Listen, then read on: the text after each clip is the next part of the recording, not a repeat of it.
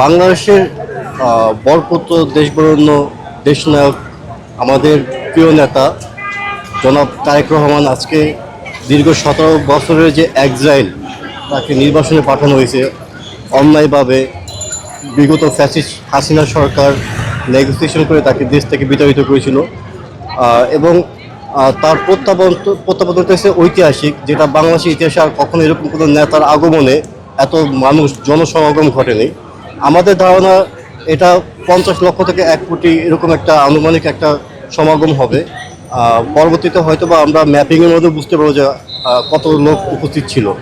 তবে যতটুকু দেখতে পেলাম প্রত্যেকটা মানুষ আজকে আনন্দিত এবং তারা নতুন একটা রাজনৈতিক ধারা খুঁজে পেয়েছে, দেশ খুঁজে পেয়েছে একটা নতুন প্রশান্তির ছায়া, যে ছায়া তারা সবসময় থাকতে চেয়েছে।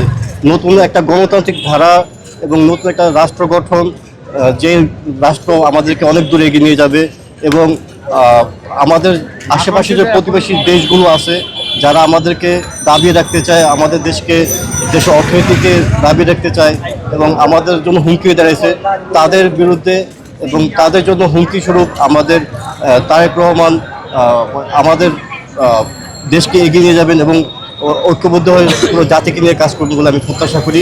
এবং আজকের প্রত্যাবর্তন ঐতিহাসিক, যেটা আমাদের পুরো জাতির জন্য গর্বের। দেখেন, আমাদের দেশের প্রেক্ষাপটে যে 18 বছর যে আমাদের তারেক জিয়াকে দেখি নাই, সেটার প্রশ্ন আমি বলতে চাই।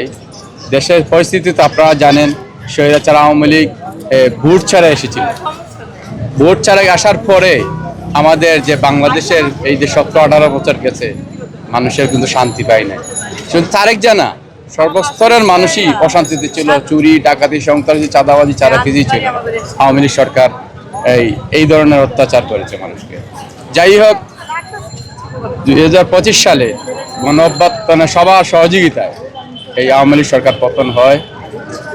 সরকার পতন হওয়ার প্রেক্ষিতে সর্বস্তরের মানুষের যে একটা গণতন্ত্র ফিরে আসার যে একটা মানুষের আনন্দ, সেই আনন্দর প্রেক্ষাপটে আমাদের খালেদা জিয়া নেতৃত্বে আবার দেশ যে পূর্ণ একটা পরিবেশে চলে আসে।